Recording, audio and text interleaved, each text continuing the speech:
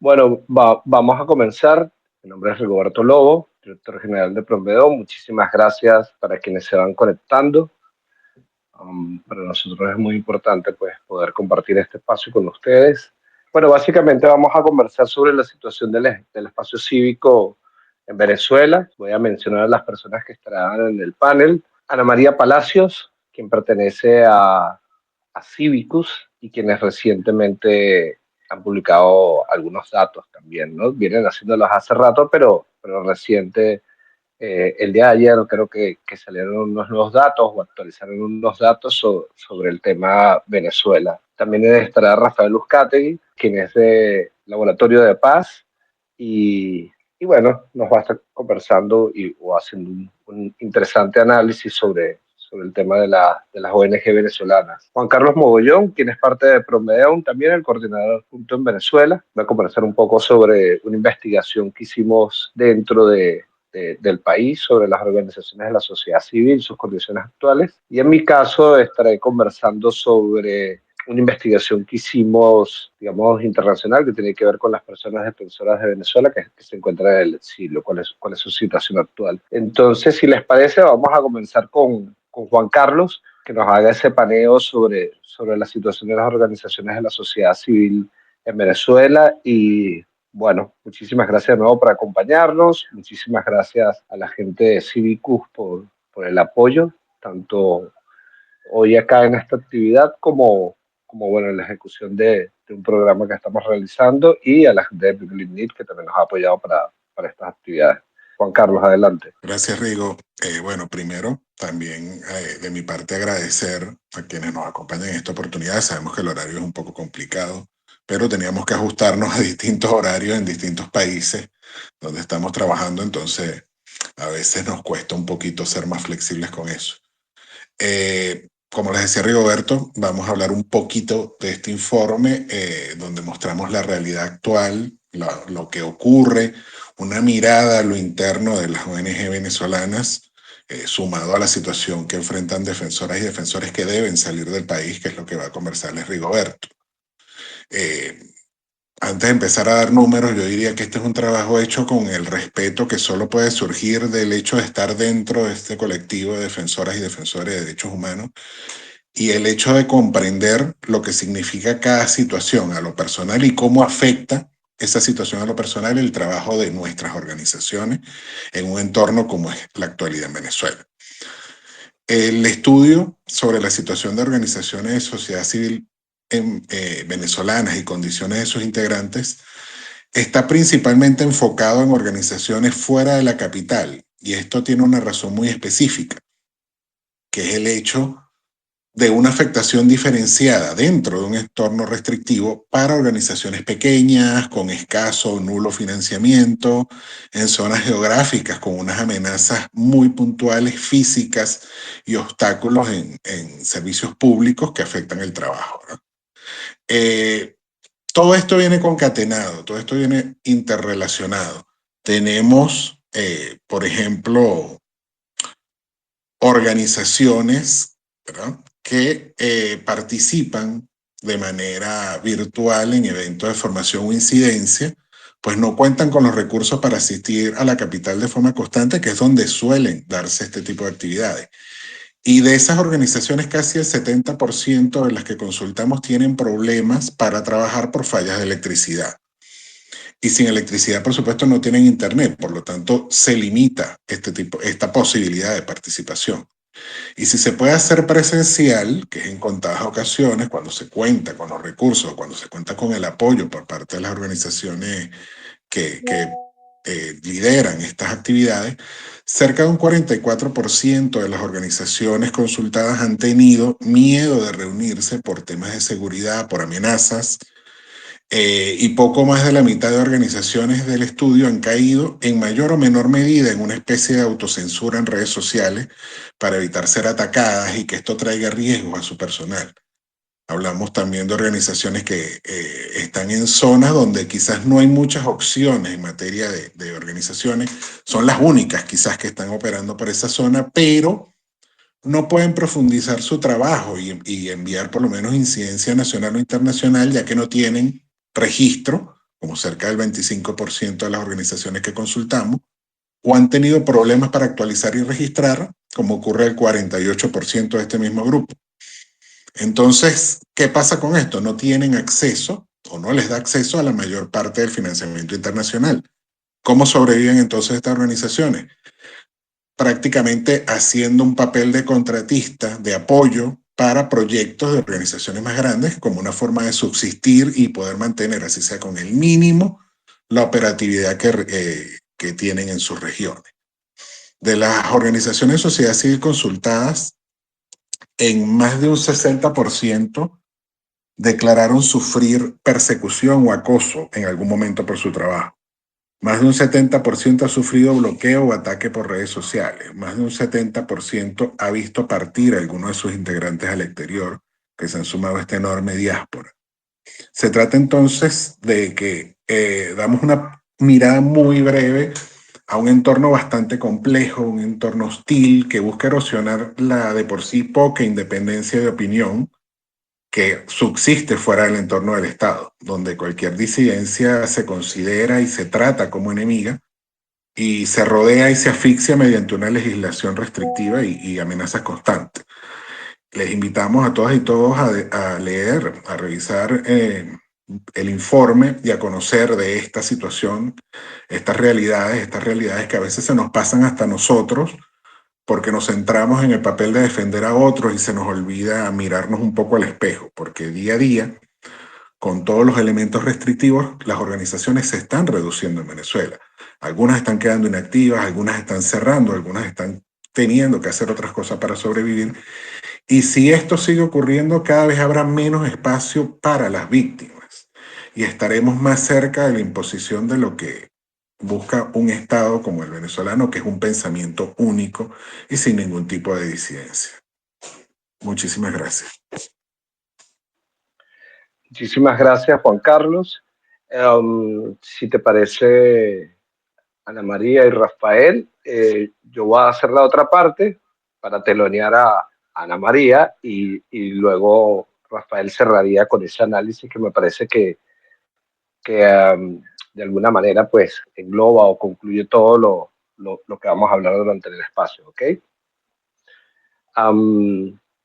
Bueno, sobre el estudio que les conversó Juan Carlos, yo quería agregar ahí que bueno, eso fue una investigación que realizamos entre abril y junio. Se realizaron 53 entrevistas, o sea, se entrevistaron 53 organizaciones. Um, Esta entrevista tenía una base de 39 preguntas de selección simple y múltiple, y por supuesto se incluyeron datos testimoniales, ¿no? Estamos hablando de que las entrevistas duraron en promedio 35 minutos. Y cuando hablamos de que la muestra está basada, digamos, fuera del área capital, es porque, bueno, debíamos cubrir todo el estado, todo el país lo más que pudiésemos, ¿ok? Bueno, en mi caso tengo que hablar sobre la situación de las personas defensoras venezolanas que se encuentran en el exilio. Esto también es un estudio que realizamos entre mayo y junio de este año. Realizamos 33 entrevistas, utilizamos 27 indicadores, evaluamos 27 indicadores para obtener estos datos. También incluía preguntas de selección múltiple y simple. Y por supuesto se tomaban datos testimoniales, ¿no? Es importante mencionar que en este estudio el promedio de la entrevista, si bien era cortita, fue de 90 minutos, ¿no? Estamos hablando de que la más corta, que la persona no tenía mucho tiempo, duró 15 minutos, pero la más larga duró 150 minutos, ¿no? Y esto, pues de alguna manera nos explica la necesidad que tienen las personas defensoras que se encuentran en el exilio de ser escuchadas. La ubicación, bueno, de las personas defensoras de parte del estudio fue Estados Unidos, México, Costa Rica, Perú, Chile, Argentina, Uruguay, España y Portugal. Como dato de contexto, lo más reciente que ha publicado la plataforma R4B, que es la plataforma de coordinación interagencial para refugiados y migrantes de Venezuela, con datos de junio de este año, hay 7.7 millones de personas venezolanas migrantes y refugiadas, ¿no? Alrededor del mundo, o desparramadas, como muchas veces decimos, por el mundo, ¿no? Pero un año antes, para junio de 2023, 1.8 de personas venezolanas habían solicitado la condición de refugiado y solo 300.000 um, han sido calificadas realmente como refugiadas. Esto es un dato importante, ¿no? En cuanto al estudio que hicimos específicamente de esta población de las personas defensoras de derechos humanos venezolanas refugiadas, perdón, en el exilio, primero, bueno, estas personas expresaron el 63% salió debido a acoso, persecución o hostigamiento, ¿no? Como una clasificación bastante amplia. Pero bueno, también un 30% de estas personas defensoras venezolanas en el exilio salieron por miedo a posible persecución en el futuro, ¿no? Y miedo real, no estamos hablando de un miedo que no tenga su fundamento. Pues. También conseguimos que un poco más de la mitad, el 54% de las personas defensoras venezolanas en el exilio solicitaron refugio y solo el 38% se le ha aprobado, ¿no?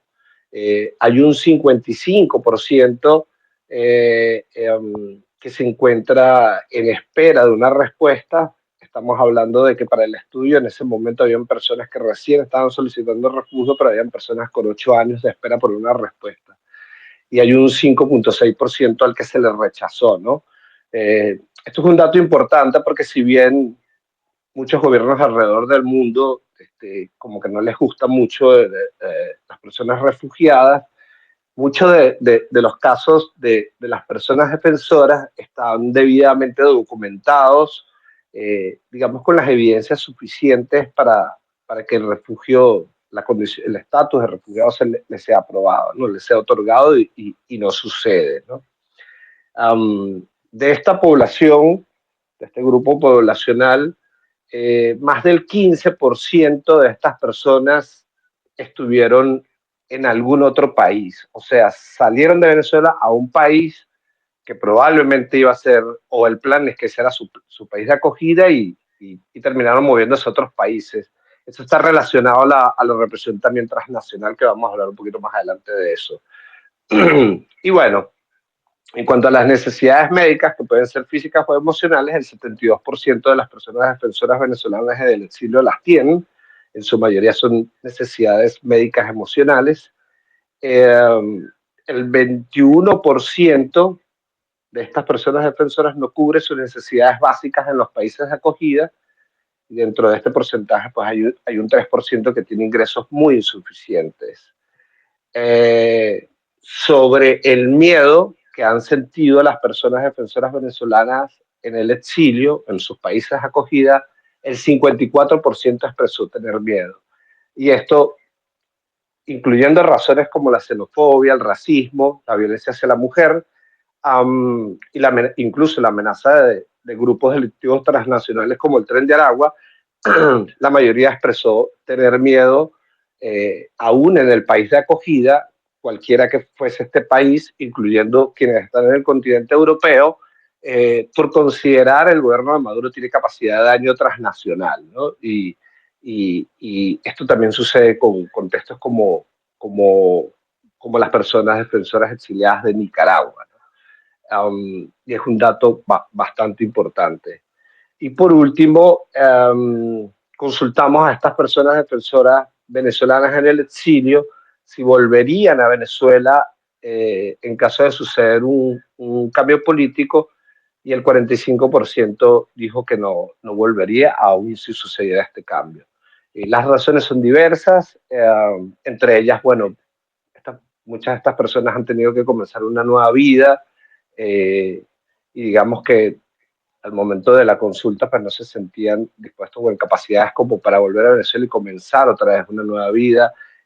Algunas han construido familias en los países de acogida, y otras, bueno, muchas por supuesto dijeron, mira, el cambio político no es para nosotros una garantía de seguridad por un tiempo indeterminado, digamos. Entonces, esos fueron los resultados que conseguimos. ¿Qué te parece, Ana María, si continúas? Muchas gracias, Rigoberto. Yo creo que bueno, los datos que se han mostrado, que han compartido ustedes hasta ahora, son un reflejo de esas serias restricciones al espacio cívico en Venezuela. Y me gustaría aprovechar unos minutos para hacer una panorámica más global, en donde creo que nos dan algunas pistas de cómo las dinámicas de Venezuela también las podemos ver reflejadas en términos de restricciones al espacio cívico en otros países. Es decir, Venezuela no va sola en esta tendencia hacia un espacio cívico más cerrado, sino que, como compartiré en algunos minutos, vemos que en otros países del mundo hay situaciones en ese sentido. Para las personas que aún no conozcan a Cívicos, primero decir que somos una alianza global de organizaciones de la sociedad civil y activistas dedicadas precisamente a fortalecer la acción ciudadana y ampliar el espacio cívico democrático, con lo cual muchísimas gracias sobre todo a Promedeum por invitarnos a este conversatorio y en particular en esta coyuntura preelectoral tan importante en Venezuela. Nosotras desde el Cívicus Monitor, que es una plataforma de investigación colaborativa en la cual participan actualmente más de 20 organizaciones de la sociedad civil de todo el mundo y en donde cubrimos el estado del espacio cívico en más de 198 países y territorios, es decir, tenemos una cobertura global de las 3 libertades cívicas fundamentales.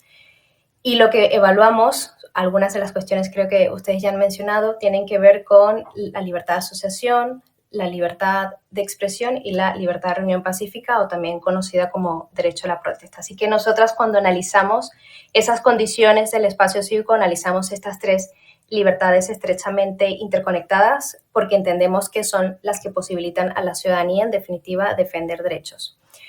Pasando por estos datos globales y haciendo referencia, por ejemplo, a nuestro último informe Poder Ciudadano Voz Ataque, que publicamos a finales del año 2023, y sobre eso haré referencia a algunos datos, luego más adelante hablaré de estos datos que creo, Rigoberto, mencionabas que eran de carácter más actual. En este informe, una de las principales preocupaciones que nosotras identificamos es que casi un tercio de la población mundial vive en países con espacios cívicos cerrados. Es decir, un tercio de la población de todo el mundo vive en países que tienen un entorno hostil y violento para la defensa de los derechos humanos y, por tanto, en general, las personas que defienden derechos humanos allí son reprimidas, son detenidas, son atacadas e incluso, en algunos casos extremos, asesinadas. Para nosotras, ha sido muy preocupante porque es el porcentaje más alto desde el año 2018, cuando comenzamos a hacer esta metodología del monitoreo, y lo que nos muestran es que el espacio cívico está cada vez más en disputa, creo que es el punto que nos trae a debate hoy.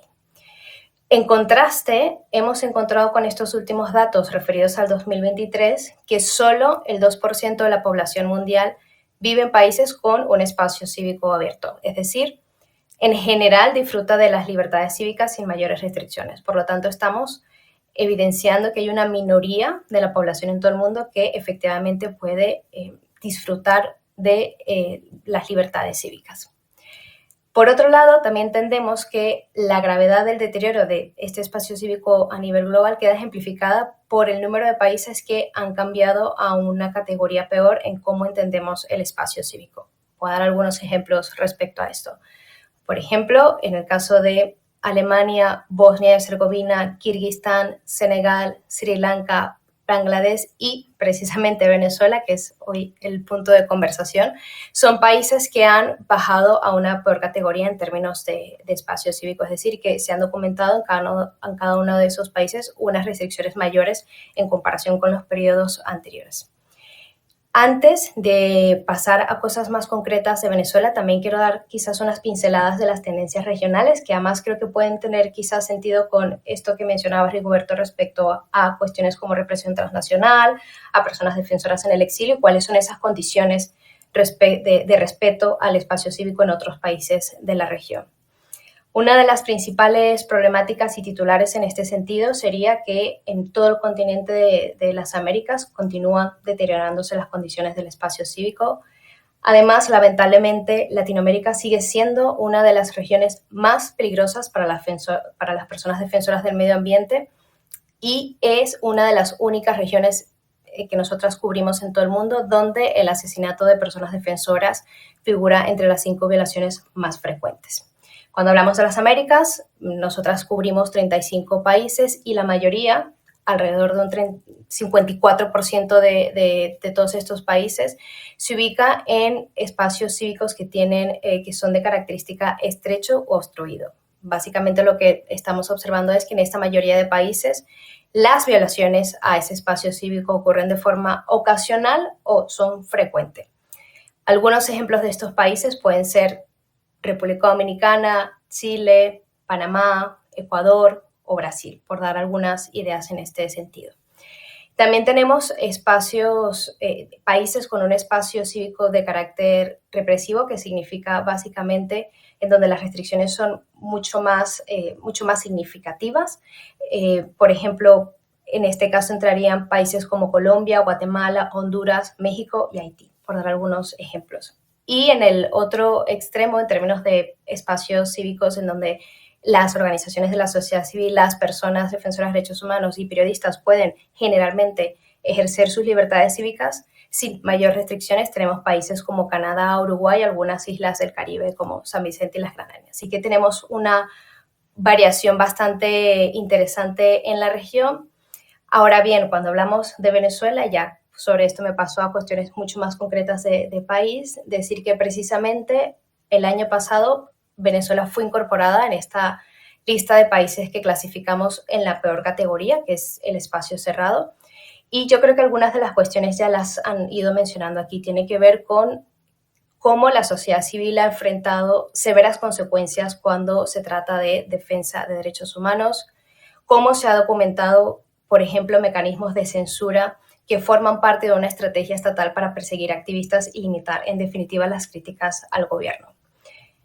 Después de haber presentado esta información a finales del año pasado, comenzamos a tener una documentación mucho más detallada, sobre todo porque, y quizás es un tema que podamos hablar en unos minutos, que tiene que ver con el contexto electoral de las elecciones presidenciales. Es decir, estamos a 2-3 semanas de elecciones presidenciales y lo que hemos visto en momentos anteriores es cómo hay un aumento a la represión en esos marcos electorales en concreto. Así que, por ejemplo, gracias a toda la información que han documentado organizaciones de la sociedad civil en Venezuela, en lo que va del 2024 y en particular los primeros 3 meses, lo que nosotras hemos logrado observar a partir de esa documentación de las organizaciones de la sociedad civil tienen que ver con cómo periodistas y personas defensoras de derechos humanos han sido sometidas a detenciones arbitrarias o desapariciones forzadas, cómo siguen en marcha propuestas legislativas que buscan restringir aún más la labor de las organizaciones de la sociedad civil y cómo además se dan diferentes formas de violaciones a la libertad de prensa durante, como fue el caso de las elecciones primarias el año pasado o en diciembre en el caso del referéndum. Por estas razones precisamente de carácter más actual, estamos hablando del primer trimestre de este año, añadimos a Venezuela desde el Cívicos Monitor en una lista de vigilancia de derechos humanos que precisamente señala cuáles son aquellos países que experimentan una reciente y rápido deterioro en estas libertades cívicas. Por tanto, hemos visto cómo se ha recrudecido la represión en el espacio cívico en Venezuela después de finales del año 2023.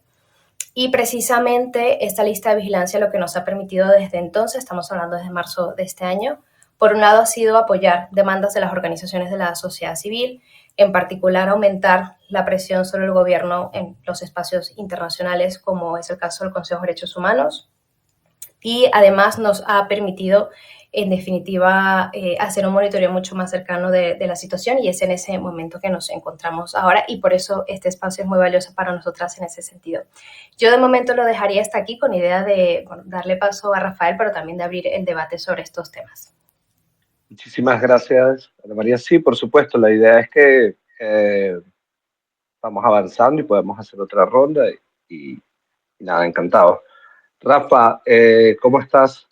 Creo que tienes la opción de coanfitrión, así que tendrías que activar tu micrófono y adelante. Perfecto, te Gracias. escuchamos. Bueno, muy buenos días, disculpen, he tenido problemas de conexión. He tenido problemas de conexión, así que bueno, gracias por la invitación. Bueno, yo quería aportar a la conversación sobre la situación del espacio cívico venezolano algunas lecciones aprendidas que las organizaciones de derechos humanos hemos incorporado, precisamente enfrentando la erosión del espacio cívico y la institucionalidad democrática en Venezuela, ¿no? Esto es, digamos, consecuencia de una investigación que hice para Provea, ¿no? Que se llama Florecer en el Abismo, en donde lo que queríamos era precisamente sistematizar lo que habíamos hecho como organizaciones de derechos humanos, un poco, bueno, para entender cuáles eran las bondades y las debilidades que habíamos tenido en los últimos años para, bueno, toda esta situación que ha sido inédita para los venezolanos, que es la ausencia de democracia. La primera lección es sobre las narrativas. Durante mucho tiempo el gobierno promovió un marco de comprensión de lo que era el conflicto. El gobierno lo explicó en que era un antagonismo entre las élites, entre las cúpulas del pasado y el gobierno que representaba, digamos, un proyecto en beneficio de la gente, de los pueblos, y bueno, y sobre todo lo enmarcó en una confrontación ideológica, ¿no? Donde el gobierno era de izquierdas y la oposición, digamos, era una oposición de derecha. Entonces, lamentablemente, una lección que aprendimos fue que durante mucho tiempo estuvimos respondiendo en los mismos términos en los cuales el gobierno promovía la comprensión del conflicto, ¿no?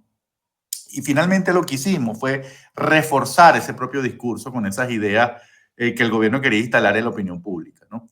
Entonces, eso fue una primera lección. Entonces, bueno, ¿qué hacemos con un discurso que quiere ser hegemónico, que tiene el control de todos los medios, en donde, bueno, hay que enfrentarlo desde una narrativa que sea alternativa, que se posicione desde otro lugar para intentar rebatir esas afirmaciones gubernamentales? Por ejemplo, un ejemplo rápido, fue cuando el gobierno intenta promover una ley para restringir el tema de las ONG, el gobierno lo que quiere es centrar la discusión en el dinero, ¿no? Que el gobierno hace eso porque hay dineros que que están llegando a Venezuela y que no se están ejecutando de la mejor manera, que hay gente que se está enriqueciendo. Entonces el gobierno, cuando promueve estas normativas restrictivas al trabajo de las organizaciones de derechos humanos, quiere que en el espacio público hablemos sobre el dinero, sobre la plata, sobre cuánto entra, ¿no? Y que las organizaciones comencemos a decir, no, nosotros sí nos auditan, es decir, le respondemos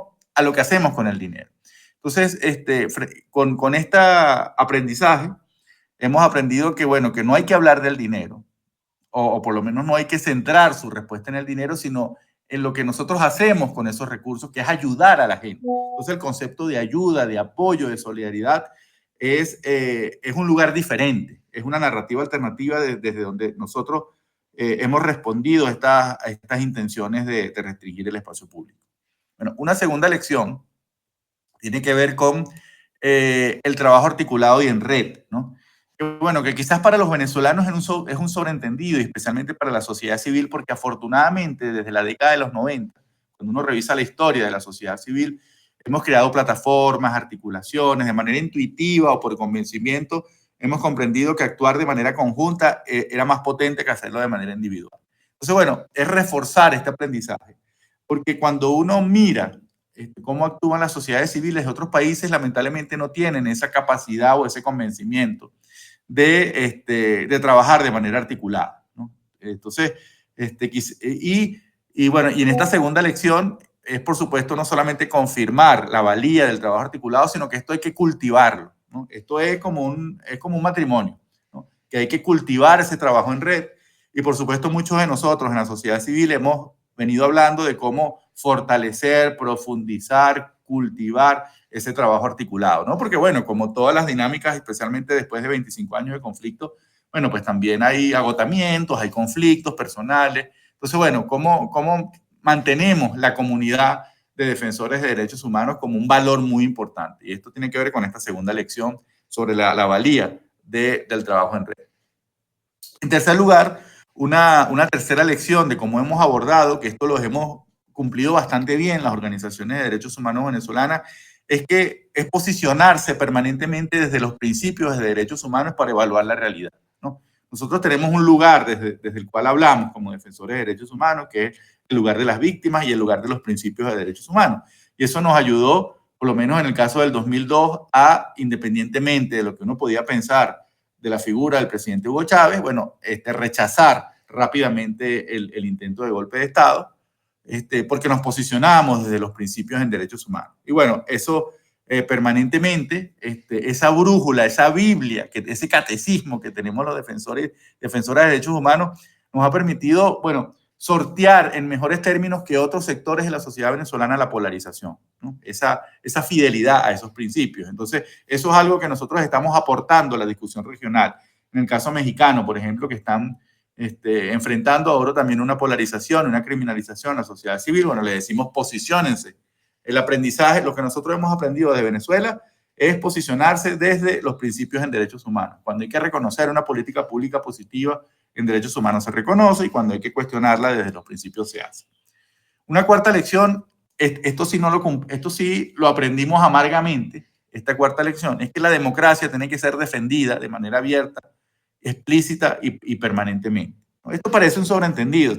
Es como que ustedes me digan, bueno, porque hay que defender el derecho a respirar, si eso es algo que está en el ambiente, si es lo que hacemos casi sin pensar.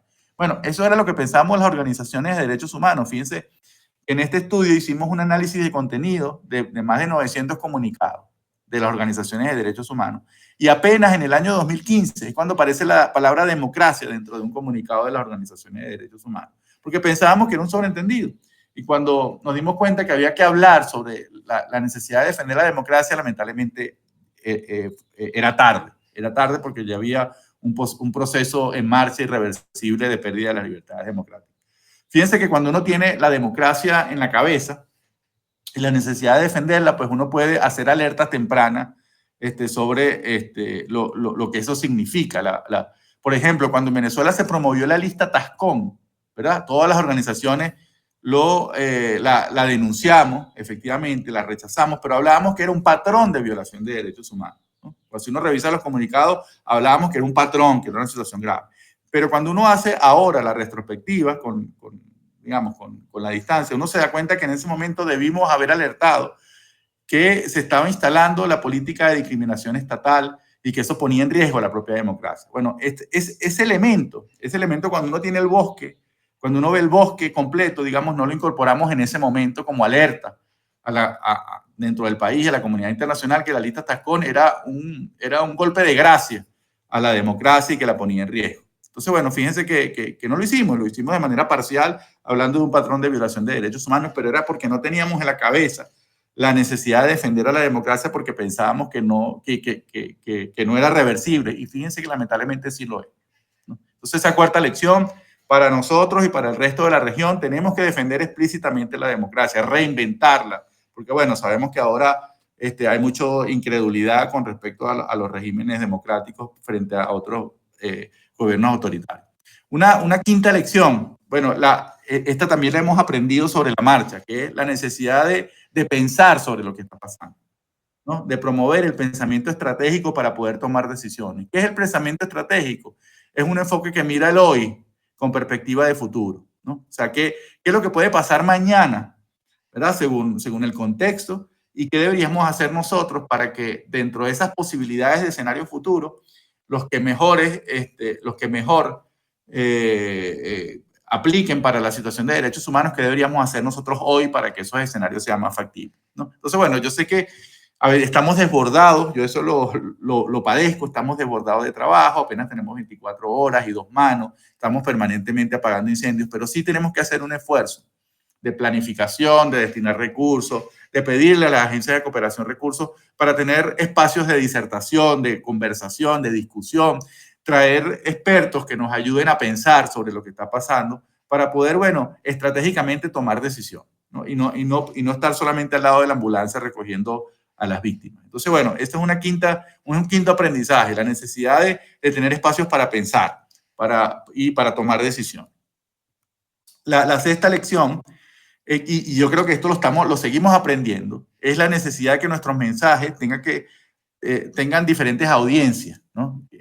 Porque, bueno, hemos hecho mucho esfuerzo de las organizaciones de derechos humanos en tener conocimiento jurídico de los estándares y los pactos internacionales, hacemos informes muy buenos, que los transmitimos a los organismos internacionales, pero usualmente hemos cometido el error que lo mismo que el mismo lenguaje que utilizamos para hablar con un relator es el lenguaje que transmitimos en nuestros mensajes en redes sociales, ¿no? Cortamos y pegamos las estadísticas, los tecnicismos y los ponemos en nuestros mensajes de Twitter, en nuestros mensajes de Instagram, y eso, digamos, no cumple el trabajo de comunicar a audiencias amplias lo que nosotros queremos, ¿no? Que la sensibilidad en materia de derechos humanos.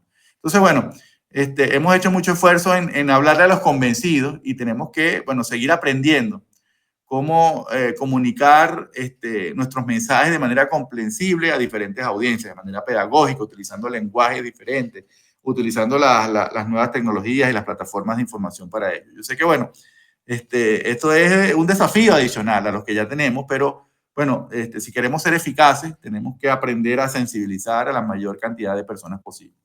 Bueno, la séptima lección, la lección número 7, es que, bueno, los defensores de derechos humanos tenemos tanta información, ¿verdad? Que, bueno, que lamentablemente siempre estamos haciendo denuncias catastróficas, ¿no? Y lamentablemente cuando nosotros hacemos ese tipo de denuncias, o eso es el único, o sea, no, el objetivo no es dejar de denunciar, no, para nada, sino que esa denuncia, esas duras denuncias que hacemos, tenemos que equilibrarlas con otro tipo de mensaje, ¿no? Porque si no vamos a cansar a nuestra audiencia. Hay un término que se ha utilizado para este tipo de mensajes, que es el de la fatiga apocalíptica, ¿no? Y bueno, cuando yo estuve en Provea, lamentablemente incurrimos en esa fatiga apocalíptica. Provea, bueno, denunció la ausencia de democracia, la profundización del autoritarismo. Y llega un momento en que la audiencia se bloquea. Dice, bueno, ya, la situación es tan terrible que bueno, que yo voy a, comienza a hacerse inmune, ¿no? Ya comienza a dejarse de sacudir por ese tipo de mensaje y lamentablemente, bueno, ya no se involucra, se bloquea, evita el tema. Entonces, bueno, finalmente es contraproducente solamente difundir este tipo de mensajes. Y entonces lo que los expertos, lo que las personas que han discutido este tema es equilibrarlos con mensajes empáticos, de resiliencia, de solidaridad, de gente que a pesar de las peores circunstancias está, bueno, se convierten en referentes, en ejemplos, ¿no? Y a veces nos parece difícil entre tanta crisis poder conseguir situaciones positivas, pero sí las hay de gente que supera el dolor y se convierte en un referente para su comunidad. Bueno, ese tipo de historias resilientes, de solidaridad, es la que también deberíamos difundir, ¿no? Entonces, el equilibrio de narrativa fatalista con otras que transmitan historias positivas. Una octava lección, y es la última, es que nuestra incidencia, toda la diplomacia, todas las gestiones internacionales las tenemos que hacer a diferentes niveles, ¿no? Hacemos mucho esfuerzo en reunirnos con los relatores, reunimos con el cuerpo diplomático, y eso lo tenemos que seguir haciendo.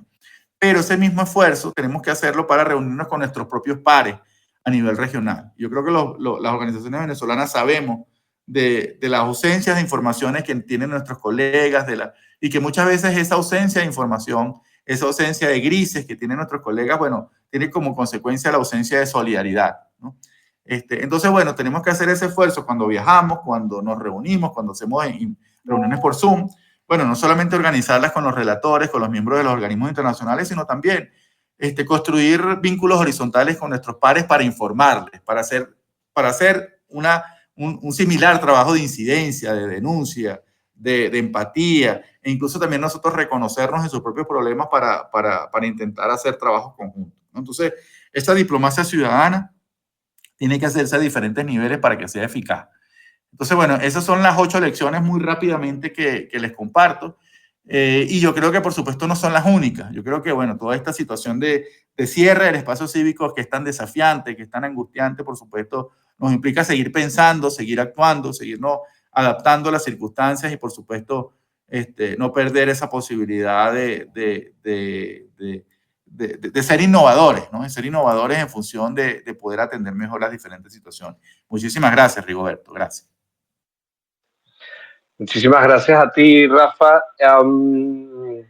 Yo no recuerdo si en el informe de Promedio se incluyó un dato, pero bueno, lo menciono, que cerca del 98% de las personas defensoras de derechos humanos venezolanas que se encuentran en el exilio siguen realizando alguna forma de activismo. Esta puede ser que siguen trabajando con la organización que trabajaban en Venezuela o incluso que ya no trabajan en el tema de Venezuela, sino se incorporaron a la sociedad civil del país de acogida. Entonces, Bueno, reflexionando sobre todo lo que nos comentaba Rafa, pues sí, también hay unos datos que son positivos y que a veces olvidamos mencionarlos, ¿no? Am, eh, ¿Qué les parece si Ana continúa con la otra parte que nos dejó pensativos y en espera? Y luego de eso abrimos, no sé, la oportunidad de que las personas puedan hacer preguntas.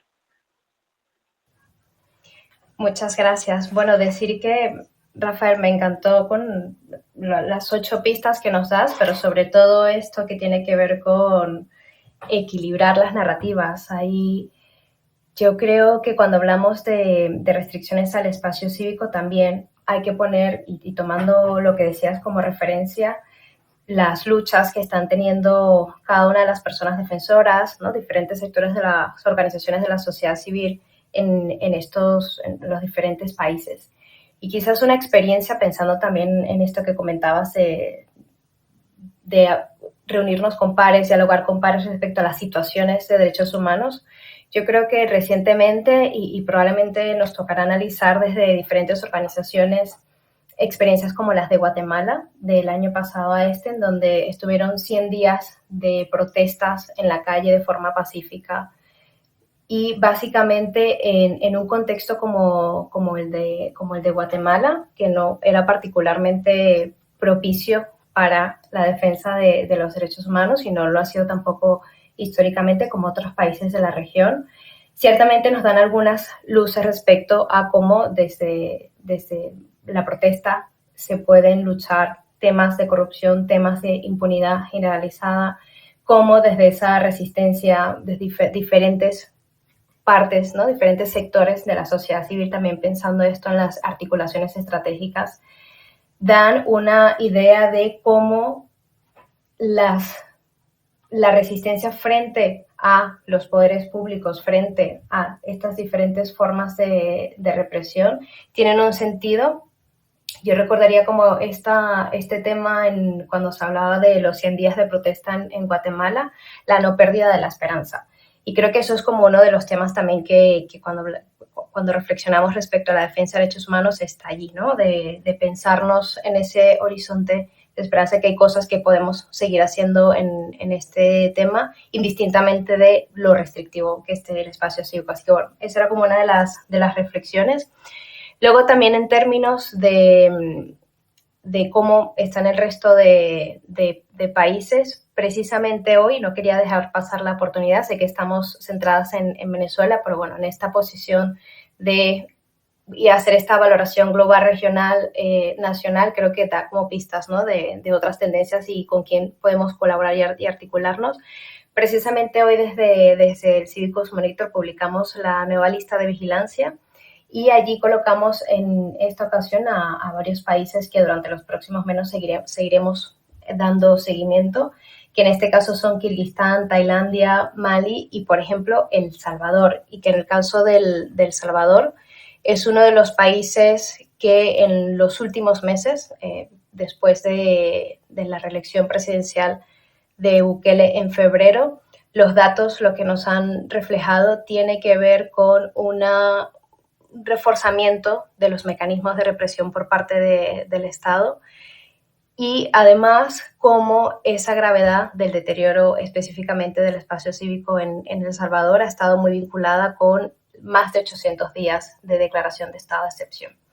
Así que bueno, esto es como un diálogo continuo entre esa articulación estratégica y ese pensamiento, ¿no? desde la esperanza, como en lógica de resistencia, pero sin perder de vistas estos contextos, ¿no? Y cómo los estados de excepción, El Salvador no es el único, Honduras también es uno de los países que ha utilizado el estado de excepción como una herramienta de represión y como una forma de hacer gestión de la seguridad, y lo mismo Ecuador. Entonces, por eso también nos llama a reflexiones sobre cuáles son las novedades en estos países en la región que van encaminadas hacia una restricción cada vez más de derechos. Muchísimas gracias, Ana. Bueno, también se va sumando a la lista Paraguay, ¿no? Con ciertos retrocesos o intenciones de retroceder en temas de espacio cívico, de libertad, asociación. Y el caso de Argentina, que es como un poco difuso ahora mismo,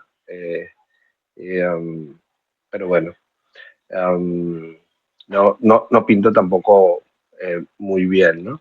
En el caso de nuestro informe, que se llama Desafiando la Oscuridad, Resistencia y Resiliencia de la Sociedad Civil en el laberinto del autoritarismo venezolano, pues aparte buscamos eso, ¿no? Como dentro de todos estos datos que son bastante negativos, um, poder también evidenciar que la sociedad civil venezolana, incluyendo la que se encuentra en el exilio, sigue trabajando, ¿no? Sigue haciendo por Venezuela, ¿no? Y conectando con lo que mencionaba Rafa, y una frase que creo que es de su pluma, bueno, la sociedad civil es gente ayudando gente, um, y, y bueno, para el gobierno de Venezuela, pues ayudar está mal, ¿no?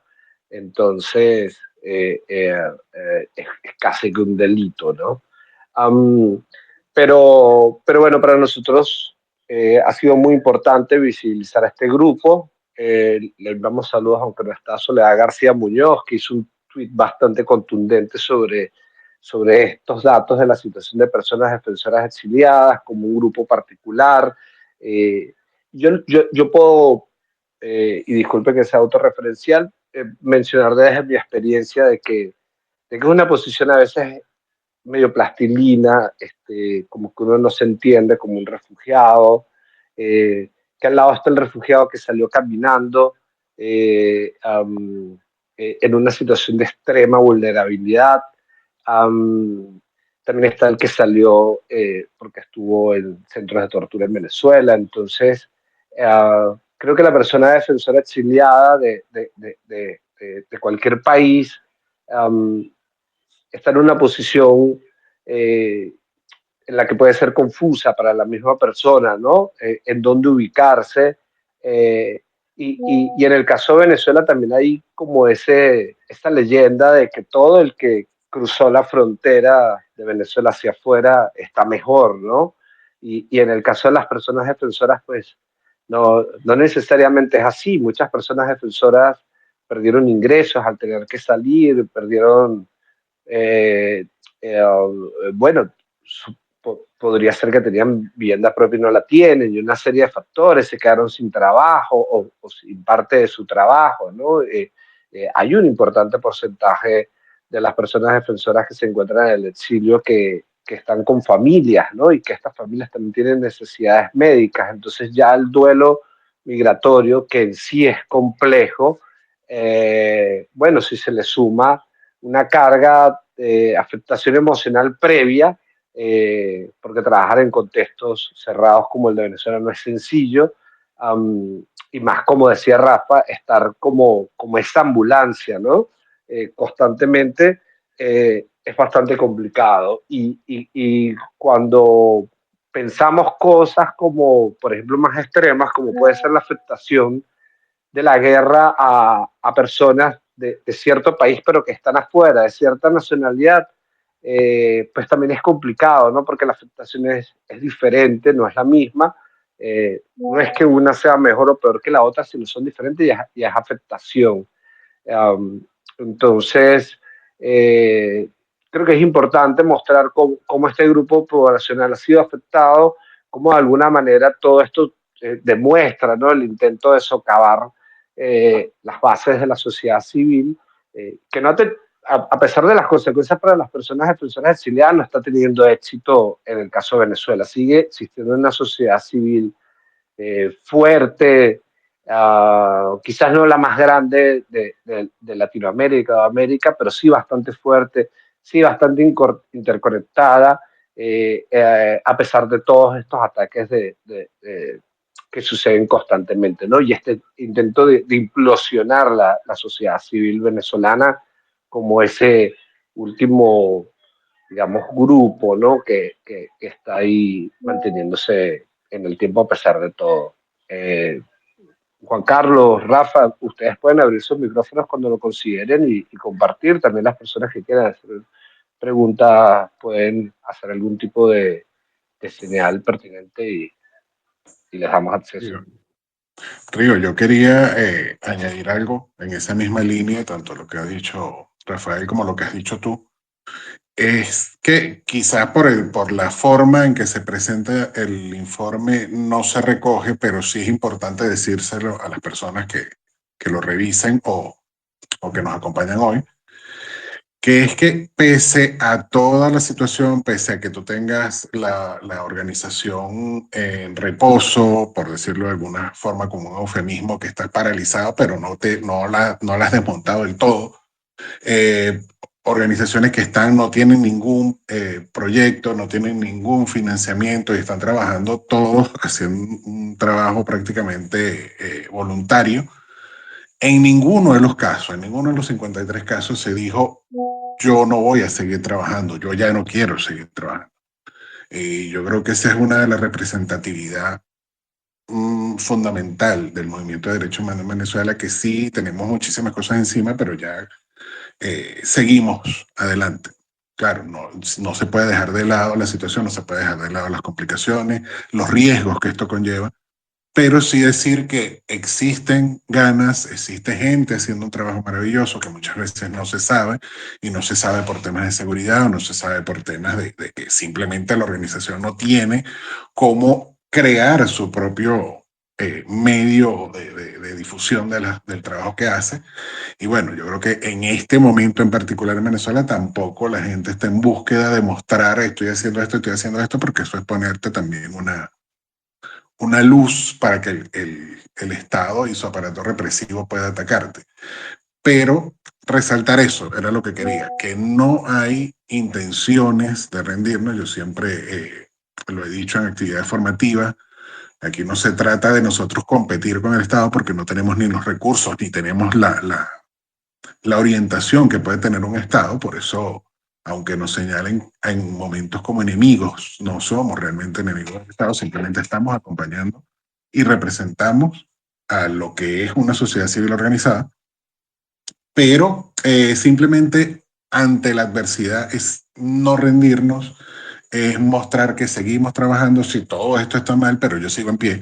Es una forma de también resistir de una forma pacífica, pero también con la cara en alto de que hay mucho trabajo por hacer y que no tenemos ninguna intención de bajar los brazos, de seguir la ola, de desaparecer como islas dentro del espacio cívico venezolano. Vamos a seguir hasta lo humanamente posible, o quizá un poquito más allá.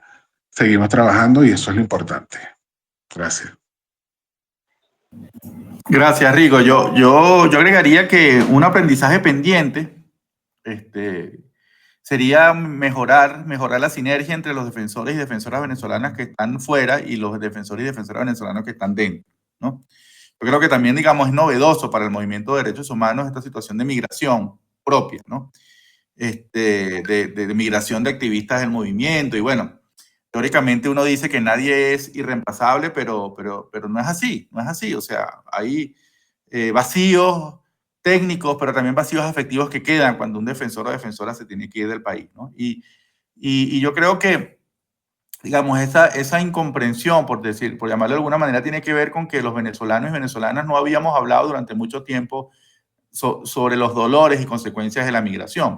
Y una de las virtudes que ha tenido comunicacionalmente la campaña de Edmundo González es que ha puesto el tema sobre la mesa, ¿no? Ha legitimado que hablemos sobre los dolores de la migración, y eso se ve, digamos, en los recorridos que está haciendo Edmundo y María Corina Machado por el interior del país, donde la gente, bueno, muchas de las expresiones públicas de la gente son sus dolores y sus deseos porque la gente vuelva, por reunificarse con su familia, etcétera, etcétera. Entonces, ese fue un tema tabú durante mucho tiempo, el tema migratorio. O sea, sabíamos que la gente se iba, teníamos cifras, porcentajes, pero bueno, nunca reconocíamos el duelo y el dolor que teníamos. Y además, por otro lado, la gente que está dentro de Venezuela, o los que estábamos dentro de Venezuela, no nos imaginamos lo que significaba salir, ¿no?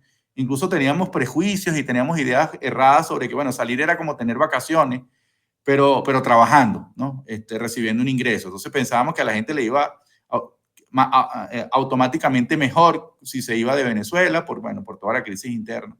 Y bueno, y a su vez la gente que salía, por supuesto, cada vez que se comunicaba con la gente dentro decía que le iba bien, que bueno, por supuesto, no quería como aumentar las angustias de sus familiares y siempre decía que estaba chévere, porque los venezolanos somos chéveres y siempre que nos preguntan cómo estamos, a pesar de que estemos muy mal, vamos a responder que estamos bien, porque no sabemos cómo lidiar culturalmente no sabemos cómo lidiar con el daño, con el dolor, ¿no? Entonces, bueno, ya el tema se ha legitimado, ¿no? Por la campaña, y yo creo que, bueno, que es hora que dentro del movimiento de derechos humanos también avancemos en esa conversación sobre, mira, somos medio movimiento porque muchos y muchas están afuera, sobre cómo podemos mejorar esa articulación, cómo podemos mejorar la comprensión de lo que sucede y además, bueno, mejorar esa sinergia, no solamente para atender y documentar mejor la situación, sino también para hacer una búsqueda más óptima por los recursos, ¿no? Porque también hay ahí tensiones, ¿no? Sobre el acceso a recursos cuando cada vez son más limitados, ¿no? Entonces, bueno, yo creo que, y además también creo que hay conversaciones entre los defensores que están en Caracas y los defensores que están en el interior, que también seguramente hay cosas pendientes que conversar. Entonces, bueno, yo creo que es hora de sincerar y hablar de esos temas, ya que un tema como migración se ha legitimado en la conversación pública. Y bueno, en aras de mejorar, optimizar las coordinaciones de trabajo entre los defensores que están fuera y los defensores que están dentro. Seguramente experiencias como la de Colombia o la de Perú, que tuvieron, bueno, también defensores en el exilio, quizás nos puedan servir para ver cómo la comunidad se fortaleció y no se debilitó con el hecho de que hubieran defensores y defensoras fuera del país. Gracias. Muchísimas gracias, Rafa. Yo quería agregar que en el contexto electoral, por supuesto, todo el panorama que daba Juan Carlos dentro del país de las organizaciones de la sociedad civil, pues bueno, suma riesgos, ¿no? El contexto electoral, o para las personas, su percepción es que suma riesgos, ¿no? Y en el plano internacional, pues también en nuestro estudio conseguimos que algunos activistas han sido agredidos o amenazados por funcionarios de misiones diplomáticas venezolanas en el momento de exigir la apertura del registro electoral, ¿no? Entonces, creo que el tema electoral, pues, quizás es algo de lo que muchas personas no están hablando y que, bueno, que creo que Rafa habla bastante, toca bastante el tema, es importante, porque cómo se paran las organizaciones frente a eso, ¿no? Cómo se detiene las actividades, o cómo se pueden detener las actividades, hacer como un break por el proceso electoral, ¿no? Cosa que no debería suceder, ¿no? En un contexto relativamente sano. Ana Paula, si quieres sumar algo o alguna de las personas quiere hacer alguna pregunta, por favor, adelante. Ana María, perdón. Yo quería dar espacio por si alguien quería hacer alguna pregunta. No sé si damos algunos segunditos. Perfecto. Bueno, por ahora no hay pedidos de hablar o de preguntas. Ya por acá tenemos algunas. Estelina, adelante. Sí, bueno, ante todo, felicitaciones por el esfuerzo que están haciendo de socializar todos estos aprendizajes, estas experiencias. Creo que es fundamental, pues, para el momento que estamos viviendo en Venezuela. En este contexto preelectoral, en un ambiente autoritario, un sistema no democrático que en sí mismo pareciera una contradicción, ¿cuáles serían los aprendizajes más importantes que deberíamos tener en cuenta la sociedad civil? Pregunta que puede ser para Rafael o por cualquiera de los compañeros, Juan Carlos, Rigoberto, Ana María. Gracias.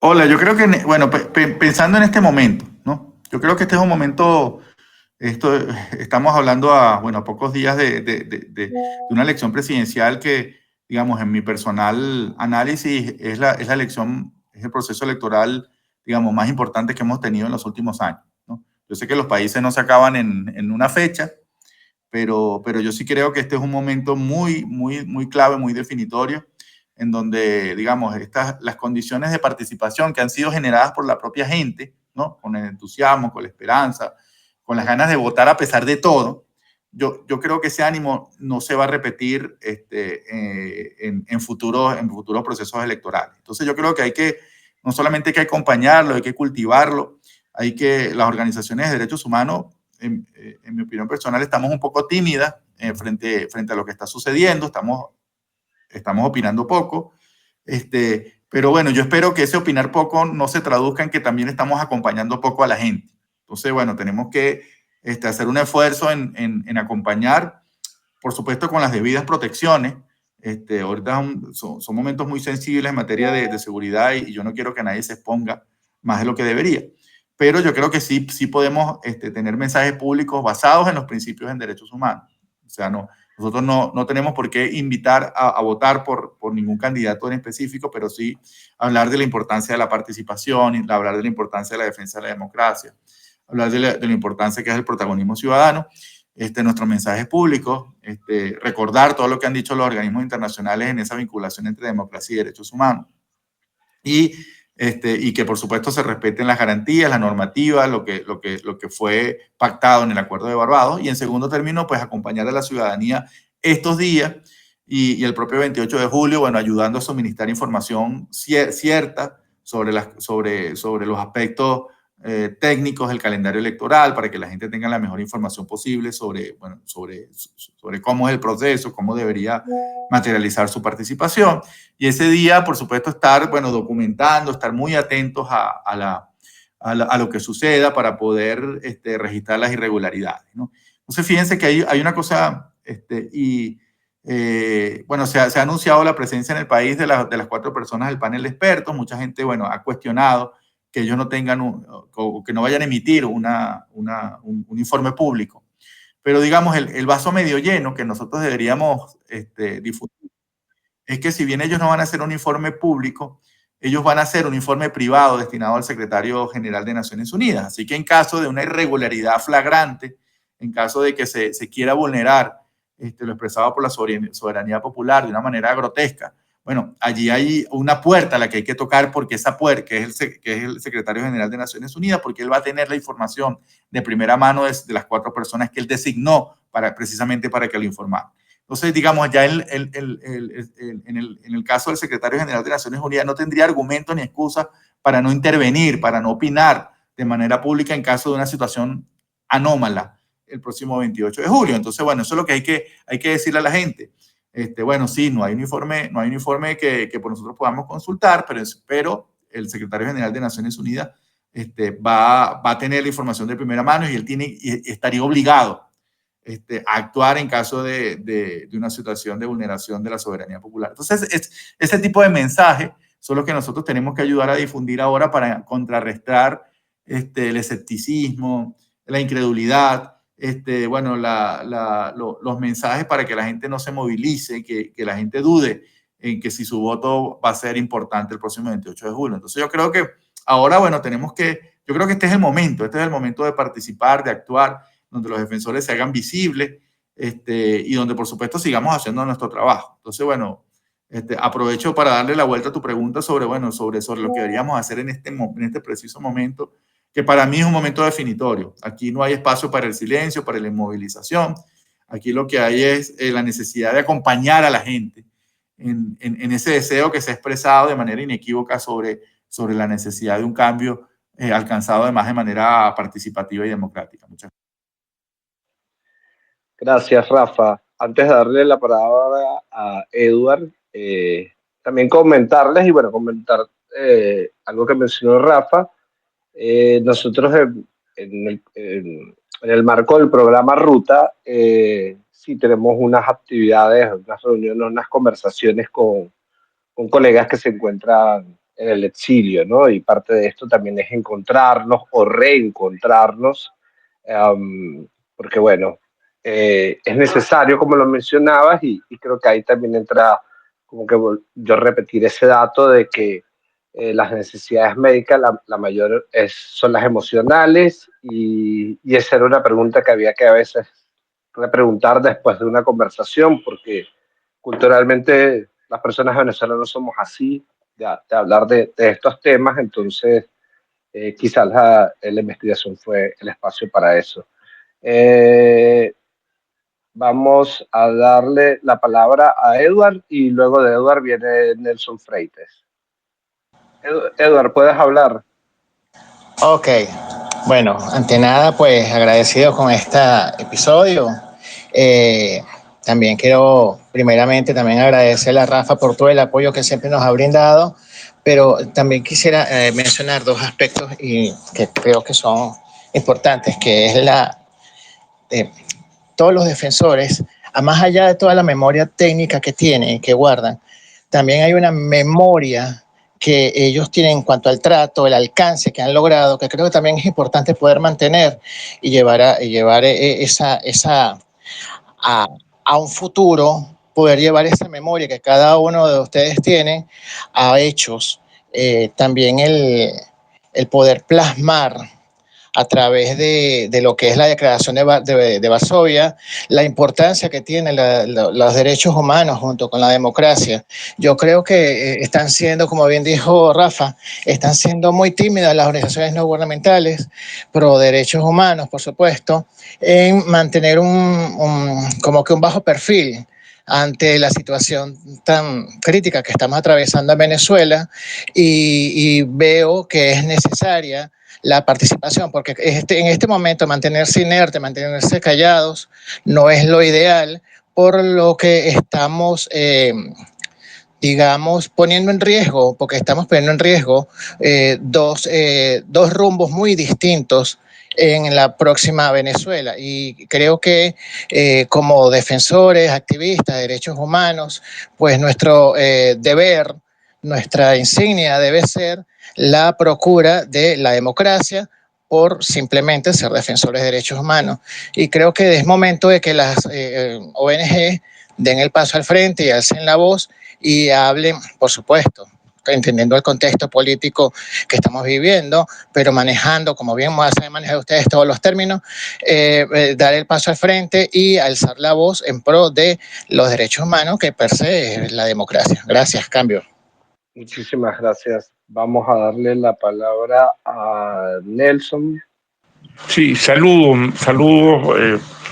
Bueno, valioso informe que genera muchas reflexiones sobre cómo abordar esa emigración forzosa de venezolanos defensores de derechos humanos y en general, pues, la diáspora venezolana. En la medida que les escuchaba, me recordaba de informes del Observatorio Venezolano de la Diáspora, que tiene en general una visión bastante positiva sobre los aportes que la población venezolana en el exterior está haciendo y puede hacer desde el punto de vista de su vinculación con las ciudades en las que está localizada, incluso de los aportes que puede hacer en un proceso de reconstrucción nacional una vez que se produzcan procesos de transición. Entonces, la pregunta que me hago o que quisiera hacerle, el observatorio habla de 1.200 organizaciones de venezolanos en el exterior, por lo menos en 30 ciudades, básicamente de América Latina y Estados Unidos. Quería preguntarle qué tipo de vínculo puede generarse o se está generando entre venezolanos que han sido defensores o siguen siendo defensores de derechos humanos y estas organizaciones del exilio y de la diáspora venezolana. Algunas desarrollan programas de formación para el emprendimiento, generan tipos de vínculos desde universidades e iglesias, hacen distintos tipos de labores estas organizaciones. Incluso en este tiempo reciente han estado abogando por el derecho a la participación electoral, que se les negó, pero digamos han estado activos y ahorita están algunas de ellas activas en la promoción o en la defensa del derecho al sufragio en el país, promoviendo pues el proceso electoral y denunciando lo que este clima y este ambiente de restricción del espacio civil. Pero la pregunta es esa: ¿qué tipo de vínculos se están dando? ¿Cómo puede ser, digamos, una relación constructiva, sinérgica con estos grupos de venezolanos en el exterior? Gracias, Nelson. Yo puedo mencionar el caso Argentina, que es bastante particular e interesante porque hay un tejido asociativo eh, de Venezuela, pues, de personas venezolanas acá muy interesante y muy diverso y que ya tiene varios años, ¿no? No es de los últimos 5 o 3 años.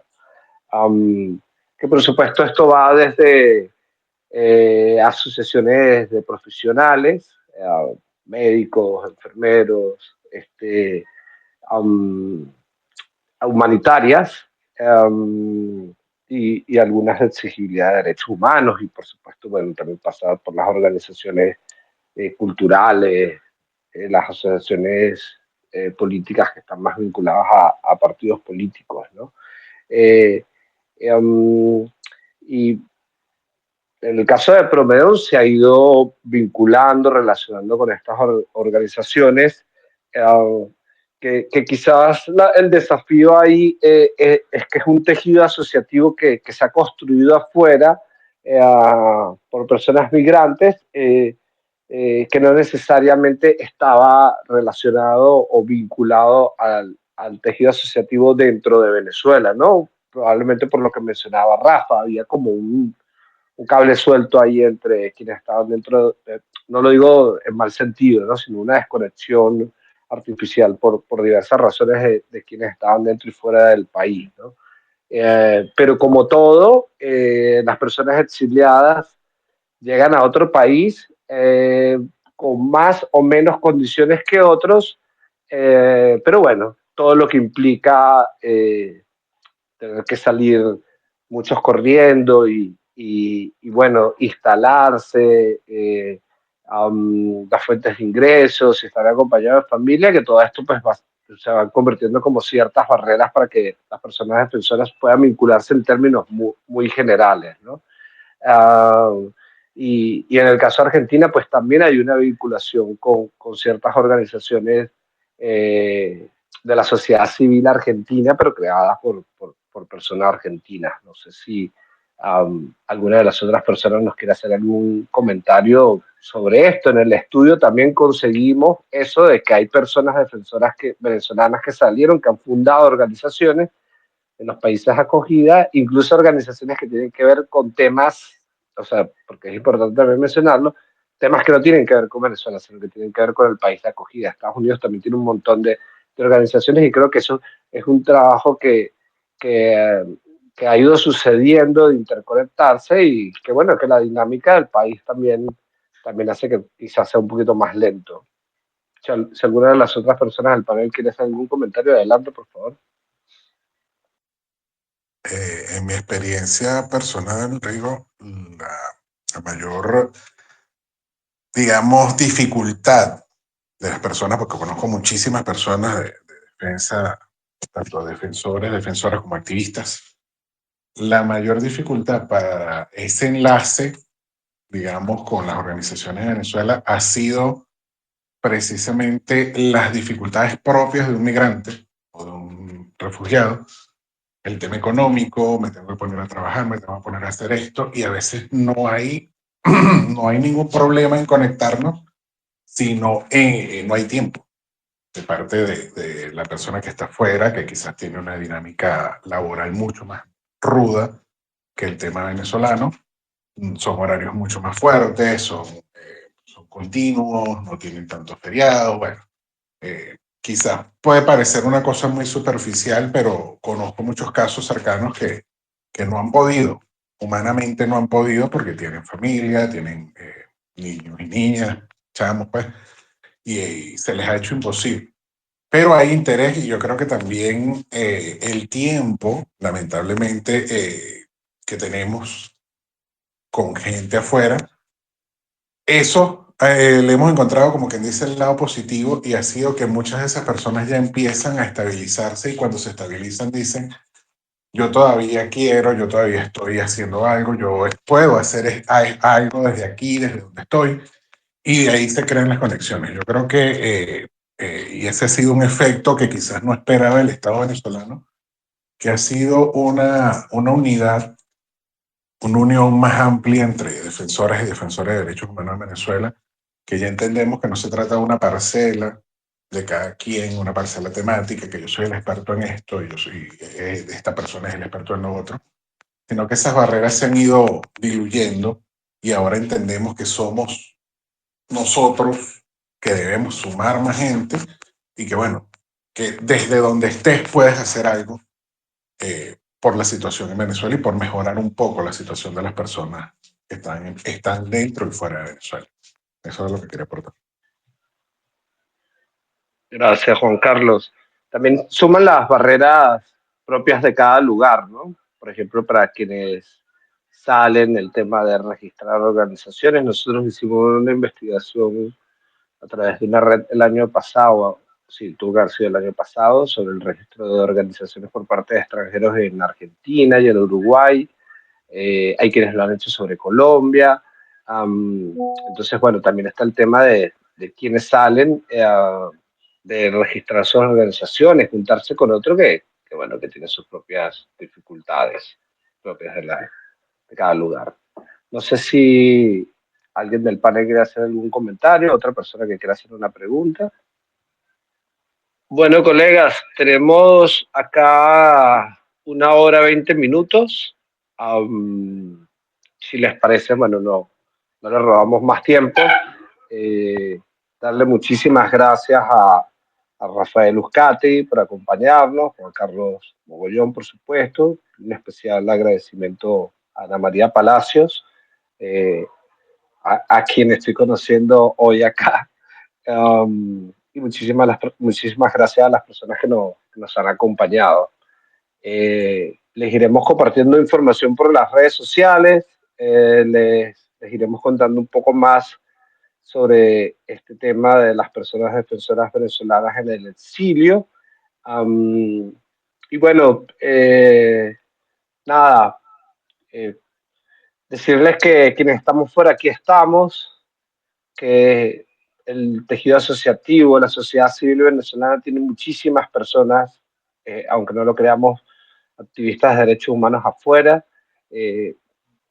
La sociedad civil venezolana no necesita voces que no sean venezolanas, esto lo digo en el buen sentido, ¿no? Más allá de las organizaciones internacionales como Cívicos, People in Need y todas las demás que nos apoyan, que hacen un trabajo espectacular.